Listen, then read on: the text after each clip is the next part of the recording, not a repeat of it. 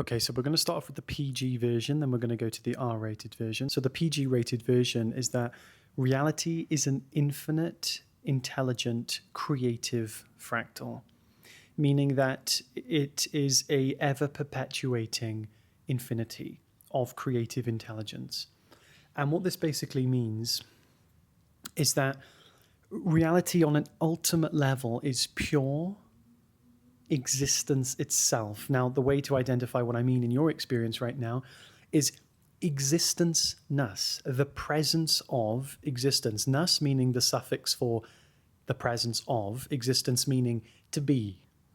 So we could say beingness or existence-ness is the nature of reality. And you can experience that right now by the fact that you exist, the fact that you are. Now, I'm not using the Latin term for existence here, which means existere, meaning to stand apart from. We're talking about that which it would stand apart from. We're talking about the substance of existence, that which all seeming things emanate from, which is existence itself, the source of reality. The source of reality is being, meaning it simply is. Now, this is a very simple thing to say. Reality is simply is. That's what it is. I mean, why would you expect reality to be more complicated than that? Only a complicated mind expects reality to be more than it is. So the thing to see is that, yes, it is fundamentally just pure existence itself. It isn't just that at the same time, evidently, right? If you're hearing my words right now, you'd obviously be able to see that somehow, even though it's made of pure being, there still seems to be the appearance of things. So I released this video to my community prior to uploading it, and the request that I got was like, hey, can we hear more about the story as to how this happened? I will release that video, just not right now. If I put it in this video is very long, let me post it in another video where I can give more detail and more clarity in that explanation, and let this video just be a lot of value of how I can help you with the actual shifts and realizations that have come about from this. Now, what do I mean if we observe the object, it doesn't really appear? Now, when I say observe, I don't just mean to look at it. We have to actually understand what it is we're looking at. So let's take an example of a flame. Now, this is an example that I've taken from George Berkeley's conversation between someone and someone. And it's a very beautiful example, and I'm going to show it to you. Imagine a flame. Now, in order for the flame to exist, for us to fundamentally say, yes, the flame exists outside of my mind, independently, that is really there. In order to qualify that's true, we must have to be able to see, well, what qualities are there of the flame that we can actually say exists outside of our mind? So we would look at it. First thing we need to see is what the qualities are. So what does it have innate in the flame that makes a flame a flame? Heat. We have the temperature of the flame, which is also the heat, so they're technically the same thing. Then we have the color. Then we have the form, and then we have, what else? We have pain if we touch it closely. And we're looking at things that prove the flame is actually there. That's pretty much it. A flame has heat, size, and it has color, and it has shape.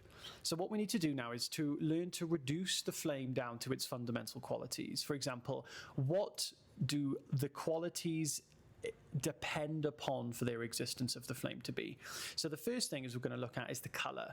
Does the color fundamentally exist in the flame? Well, if we look at that, the color does not fundamentally exist in the flame because the color is dependent on the heat. Without the heat, there is no color. So color isn't really a thing the flame has. Temperature or hotness is the thing the flame has, and not the color. Same as the form. Does the flame have a form? No, the flame doesn't have a form fundamentally, because if there was no color, there would be no form. Could you imagine the form of a colorless flame? Of course not. There wouldn't be a flame if there wasn't a colorful flame, because the color is dependent on the heat. And could you ever have a cold flame? Of course not. A flame is dependent on the heat to exist. So now we need to look at the heat. Does the flame fundamentally have heat? If the flame has heat, we can prove that the flame does fundamentally exist and that it is an independently existing thing that stands apart from consciousness. So we're going to look at the heat. What consists of the heat? Well, the heat consists of a sensation. How do you know if the flame is hot? You touch it and you feel it. Once you feel the flame, you feel the temperature, they are one. Could you touch a flame without feeling a sensation? Of course not. So now we can see that the flame fundamentally depends upon a sensation in order for us to know that it exists. Now, the thing that's really interesting to see here is if we touch it very, very closely, we experience pain. Now, pain, however, pain is not something that exists inside a flame. We know that. Flames don't have pain inside them. We could argue maybe flames have some type of sensational quality inside them, but they don't have pain. And what we need to see here is that sensation and pain, they're not qualities things have. They are qualities of our mind. They're innate to us, not to the flame or the thing itself. So can a flame have pain? No. Well, if it can't have pain, how can it have sensation? Sensation, therefore, doesn't exist in the flame because flames don't have pain. And pain is a strong degree of sensation. So if the flame doesn't have heat, it doesn't have temperature, because heat and temperature are only relative to sensation, and temperature is a gauge that our mind creates. The flames don't have temperature because they don't have sensation. The only way we can render heat knowable is by our mind gauging the sensation of it. Some people have commented before, what about a temperature gauge? The temperature gauge is the exact same thing. It's a chemical thing reacting to the temperature of a thing. That's like saying, if the flame, how does the flame burn things, right? If the flame is not real, how does it burn things? That's because everything else doesn't actually fundamentally exist either. They're all made of the qualities inherent in our mind. Our mind creates reality, and it creates it because it's a contraction of the universal source viewed from a second person point of view, just like we looked at in the tutorial with the flatline field. Everything is a creation of our own mind. Our mind is a creation of consciousness. Just like a wave is the creation of the ocean is a creation of the water. Consciousness creates mind, mind creates experience. They are the same thing. They're not three different things. It sounds like I'm talking about it in a linear fashion. They are the same experience. Consciousness, mind, and world, they are one. They are inherently one. This takes us to the next point. What do I mean by infinite, intelligent, creative fractal? What this means is basically God. Now we're getting to the R-rated version. Reality is God. What you're experiencing right now, everything you're experiencing, even the experience of yourself, you are God. You go wherever God goes wherever you go, you eat whatever God eats whatever you eat. You are God. There is nothing to separate you from reality. There's nothing to separate you from existence. There's nothing to separate you from God. So we're going very deep here, and I'm going to understand how this actually makes sense and break this down properly so that it doesn't sound like a lot of concepts to you. In the infinite amount of lifetimes that I experienced in this lifetime, the one thing that I realized is that there are essentially infinite variations of the same lifetime. So the you that you're experiencing right now, there's infinite variations of it.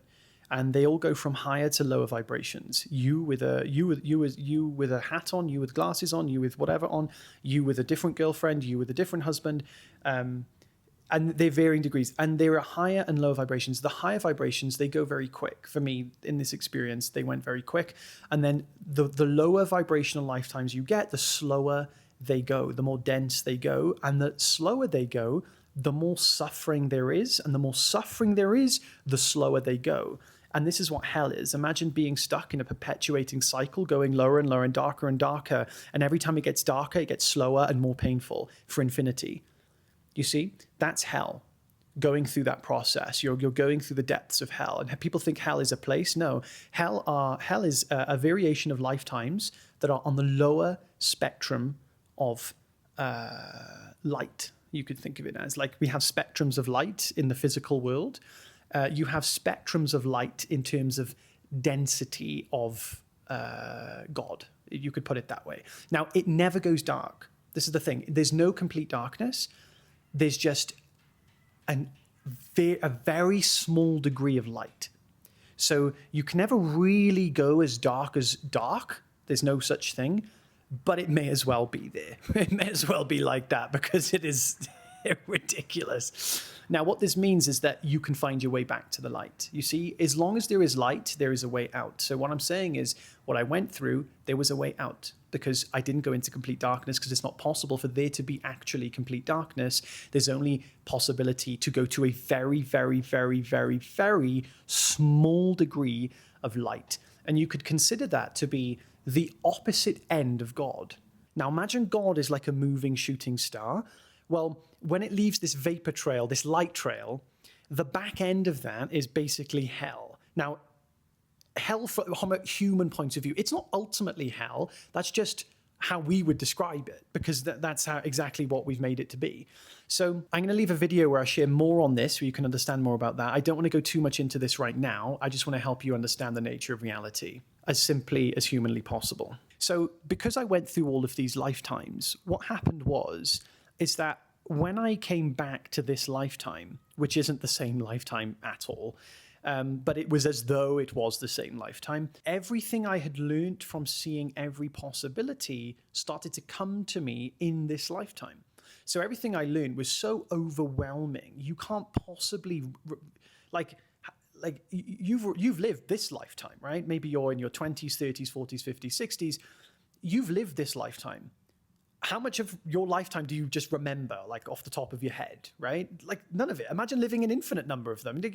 It's so much, you can't comprehend it.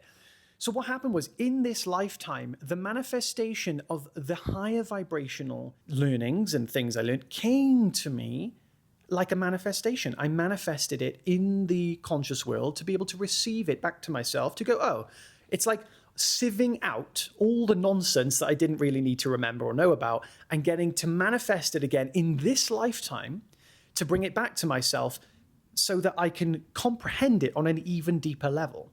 And this is why I'm able to explain it to you right now. This is why I do these videos. This is why I find it so fun. The physical reality that we experience is only physical from the point of view of believing ourselves to be a physical thing inside that reality. So, for example, if you think you're a body mind right now, basically, if you think that you are fundamentally made of the particles and atoms of this universe, hydrogen, oxygen, helium, etc., that make up the compounds of the body, and you think you are limited and exist inside the body, your world will basically appear as a solid, dense, real, separate reality. Because the reality we experience is limited by the filter that we impose on the reality we experience. Now, being the creator of reality, we can literally create whatever we want. We can also create whatever filters we want. Those filters, when I say filter, take that as belief. That is what a belief is. A belief is like a filter on reality, like orange-tinted glasses. Now, if you wear orange-tinted glasses, the world appears orange. If you take the orange-tinted glasses off, you see the natural spectrum of color. Now, the belief that we are the body and the mind, basically the belief that consciousness, sometimes we don't even know that we've even convinced ourselves that we're anything. We just exist and we're just being, and we assume that we're something in the body. We don't even know what that is. Some people think they're awareness, but they think the awareness is created by the brain. You see? None of these is true. But we are awareness. But awareness isn't fundamentally just awareness. It is existence, it is reality, it is infinite, and it is absolutely whole and complete.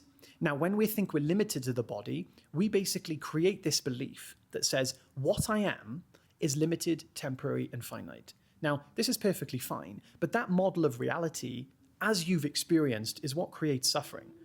You suffer not because you've got problems and issues and things don't go your way. You suffer primarily because the one that creates those problems believes themselves to be temporary, limited, and finite. In other words, the source of all your suffering is derived from the belief that you are limited to the body and the mind. Now, how does that relate? Well, if you believe you're limited to the body and the mind, you share the limitations of the body and the mind because you create those limitations. Now, if you create those limitations, you will see an accurate representation of those limitations in the physical world. And the physical world will seem to provoke those limitations to you. They'll seem to prove them to you. And you'll prove them to yourself. And you'll be so convinced, I am so limited, I'm temporary and finite, and all my suffering is a big problem, and I have to remove it. This creates more suffering. The desire to remove suffering creates more suffering. That is the essence of suffering. Think about it. Suffering is the resistance to any particular experience. Now, people mistake me when I say, oh, so I should, if someone's being bullied, should I resist them not helping out? No. This is a different kind of resistance. That's a relative resistance that you should act on. If something, an injustice happening, you should say yes to the resistance to stop it, you see? So if you resisted the resistance to help out, well, that's the resistance, you see? Oh, but if I help out, I'm going to be exposed and I might be judged. And you see what I mean? That's the resistance, not the resistance to being intelligent and identifying this as an unjust act. So we need to get clear on this. Resistance is really an internal ultimate resistance, like an infinite resistance, like an absolute no, I don't want this to happen. I don't want this feeling. I don't want this thing. And we reject it. That's what suffering is. So basically, if we want to remove our suffering, that is the essence of suffering, suffering that wants to remove itself. Now, that is the baseline of the separate self. Why is this important? Because if you believe you're temporally limited and finite, guess what's going to happen? You're going to want to resist your experience because the temporally limited and finite self is fundamentally incomplete, fundamentally not whole. So it will seek to find a way to fulfill itself. It will seek to find a way. And this is why everybody experiences this sense of lack that they're all trying to fulfill. They're not trying to fulfill a sense of lack. They're trying to essentially recognize that they're not a finite, limited entity. And this is what we're here for, to simply recognize that and enjoy infinity. Infinity wants to be enjoyed. Contradictory to what most people will tell you, infinity wants to enjoy life. It does have a desire. It's not just this ethereal little thing that just exists and nothing happens. It wants to celebrate. And this is exactly what we're doing here. We're learning how good we can be at celebrating existence. Like the fact that we exist. How absolutely mind-blowingly phenomenal is that something is rather than it isn't. It's just absolute. It's just bonkers. How can there be even that? That is insane. So what we're here to do is basically comprehend that, which we can't, which is fascinating and wonderful and beautiful and incredible, and then to celebrate it. That's what we're doing here. And this is pretty much the premise of all those lifetimes, is to learn how good we can be at celebrating it. So the world that we experience is made of existence, and existence you can identify right now by literally knowing that you exist. Now, the thing to see is that the you that exists is not actually separate from the things that exist. So there's two things that you can identify right now. You can identify you exist, and you can identify the world exists. Now, the thing to see is that reality is not separate. There's no you that exists that is separate from the things that exist. The things that exist borrow their existence from the same existence that you share. So basically, the sense of existingness and the sense that the world exists is the same reality. So the reason this is important is because we need to have a foundational model for understanding reality. And until we understand the difference between something that exists and something that doesn't exist, it's going to be very hard to make that distinction. This is why we have to understand this. If there is existence, there is reality. And if there is reality, everything must include reality, meaning that reality must take place in all experience. It can't just take place in some experiences. It has to take place in all experiences. And by the fact that there is existence, there is reality, because existence has to exist. And if it exists, it can't stop existing and it can't start existing. It must fundamentally be real. So everything must be included in existence as a modulation of it, and there can't be more than two. If there was more than two, that would put a limit to one of the existences, putting a limit to the other existence, and therefore both of those existences would have to find themselves in a greater reality, and then that would be the thing that exists. Now the question is, in your experience, what is it that exists? Can you identify something that fundamentally exists? What you'll see is that nothing in the world fundamentally exists, because all thoughts, feelings, sensations, and perceptions come to an end. They start and they stop. Now, the one thing that hasn't come to an end, the one thing that doesn't start and stop, is pure consciousness. Now, I use consciousness because this is the best way to point towards the thing that you are, pure being itself. Pure being is pure consciousness in the absence of any objects, which is just pure reality. And the thing we have to see is that your awareness, in other words, you don't have an awareness, you are awareness. You don't have any size or shape. Try and find the size and shape to awareness. Try and find a border to awareness. Try and find some kind of measurable quality. How big is awareness? How small is awareness? Can you put awareness into your wallet and carry it around all day? Could you put awareness in a stir fry, chop it up and eat it? You can't do anything with awareness. Awareness is completely zero-dimensional. Anything you try to measure it with, you're simply aware of it. This is very important to see, because you cannot contain something that is zero-dimensional. Could you contain a zero-dimensional thing inside a cup? Technically speaking, this is what we're saying. Awareness, unless it is zero-dimensional, must be physical. And if it's physical, we must be able to find it and take it out somewhere and put it in somewhere. So basically, we're saying there's somehow a possibility that we can contain zero-dimensional formless object, which isn't an object because it doesn't have any size or dimension. How ludicrous is that idea? How absolutely phenomenally convoluted is that, to think that we can contain a zero-dimensional. It's like saying a cup contains space. It's like getting a cup and go, whoop, look, I have some space. I just caught some space, everyone. Space contains the cups. You don't contain space in a cup. The cup contains the space. In the same way, you can't contain consciousness. It's got no dimensions. And we can experience it. Who do you think would be the leading authority on understanding their own consciousness? It's not a guy in a YouTube video and a guy in a science lab. It's you. You are the one who has the leading authority to tell you anything about your experience. Because guess what? Nobody else can prove it to you. No one else can prove to you something you directly experience that they have no contact to. Consciousness is exactly one of those things. Something only you can experience that nobody else has contact with.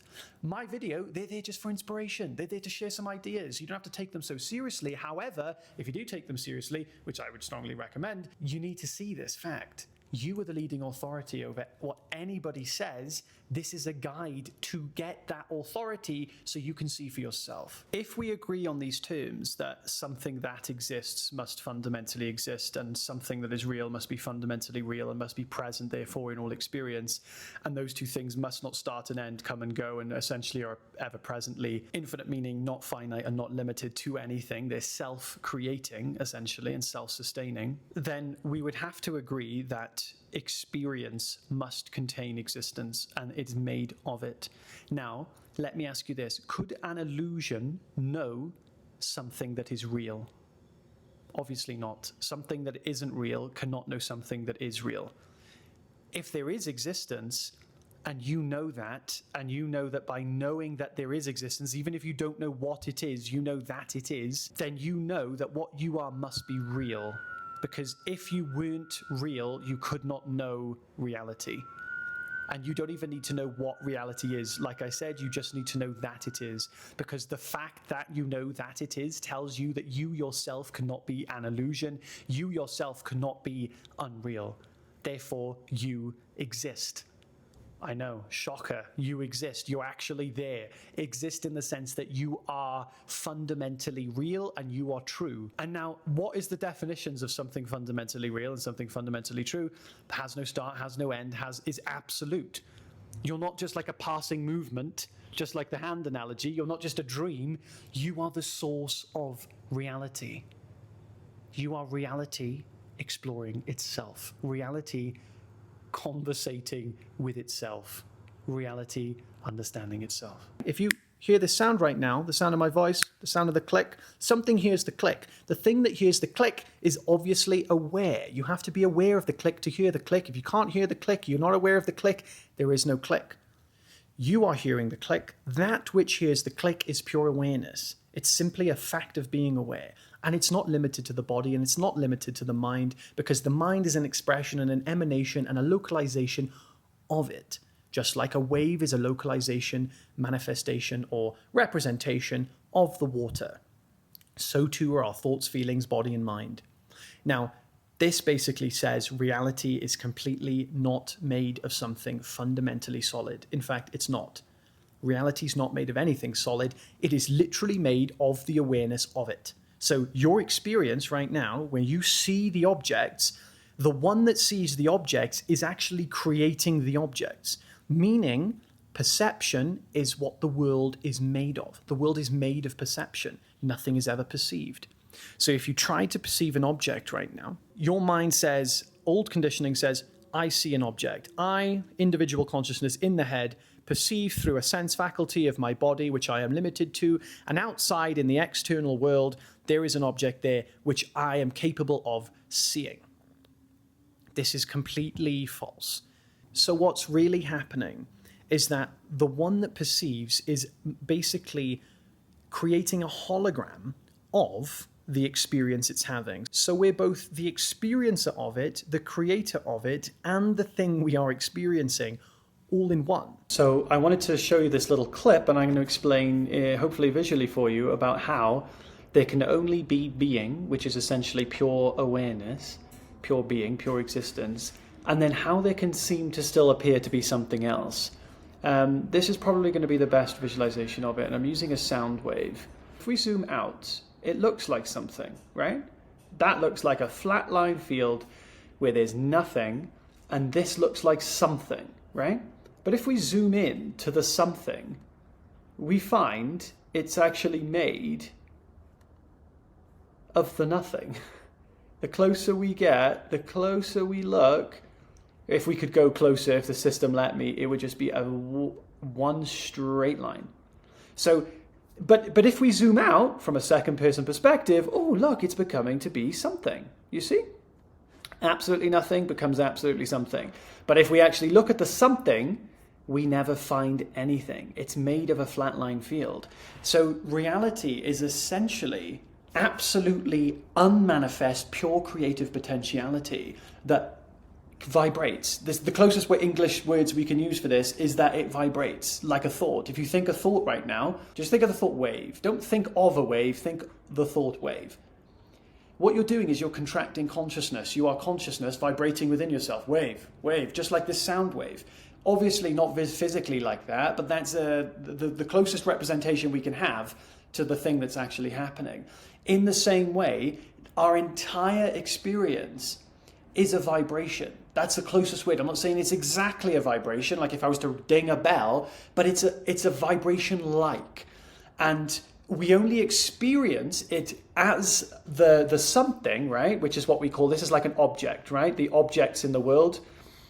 We have nothing, which is pure consciousness. The object appears only from a second person point of view. So if you were to observe the actual object, you wouldn't actually see the object, essentially. You can only see it when you're separating yourself from it, just like here. You can only see it when you zoom out and look at it from a second person point of view. The minute you go into it, you never find the object. So the real way to see this is that right now, try and find the border between you and awareness. What you'll find is that there's no border between you, whatever you think you are, and awareness itself. There's no border between you and your experience. Like, there's no you inside the head, and there's no you outside the head, and there's actually nothing outside this world. Your body is in the same realm of experience as the objects that we're experiencing. And what we're doing is we are basically experiencing this just like we would a dream. Now, the only reason that this seems to be shared, like dreams aren't shared, this is shared, is because everything is fractal. This is an intelligent, infinite fractal of creativity. So in this reality, we are experiencing a collection of the same consciousness experiencing the same reality. And the reason it appears the same is because it is the same reality and is the same consciousness that is experiencing it. So of course we're going to be able to share the same things. What we know is that we share the same consciousness because there is only one consciousness, and that's what reality is. Absolute creative infinity. And the reason any of this is important is because to not know this creates a lot of suffering. I should know. I've seen it happen time and time again. It creates so much suffering. That's how we enter hell, is to not know the nature of reality, which means to this is what a sin is, to turn away from God. The ultimate sin is when you turn completely against God and go in the opposite direction, which can only happen if in ignorance, basically, if you ignore the nature of what you are. We must essentially learn to face this reality face this truth. This truth is something that it needs to be accepted. I'm not expecting people to watch this video and just be, oh, there we go. This is lovely. Well, now I've completely changed my life and everything's fine. And now I'm not expecting that. I'm giving you, if anything, a seed or an insight that can hopefully give you some inspiration to face this reality. Because this reality, it requires a different transformation of what you think you are. You don't really transform, but to go from feeling limited, temporary, and finite to having births and deaths, and that is the end, to going to experiencing that you cannot die and that what you are is fundamentally infinite and you share the same consciousness as everyone else, that's quite scary. It's not an easy thing to go through. And I know that personally. It's not an easy thing to go through. It feels like death, and it will provoke the fear of death. You're not actually going to die. Everything's completely safe. It's all made up by the separate self. But from the point of view that you or someone you know may go through, it is kind of scary. And I have a lot of compassion for that. This is why I do what I do, because I've been through that process, and it makes so much sense to help people through that process. Not only that, but it's fun. I enjoy doing it. I enjoy talking about it. I spent a lot of time listening to the teachers before me, not just to understand it, but to actually understand their thought process, why they chose to say certain things, why they didn't say certain things. Why does it make sense to put it this way? Why does it make sense to not put it that way? Not in a disrespect to them. I wanted to understand everything that they were saying to a degree where I could articulate that, if not the same, then better. And this is my hobby. This is what I like to do. So if you resonate with this, leave some comments. I can hopefully get back to you. If you want to take this seriously, I have a community. The link's in the description. It's completely free, where I do meditations every single week, guiding you through these practices so you can establish this in your direct experience too. I hope this was helpful, guys, and have an amazing day. Take care.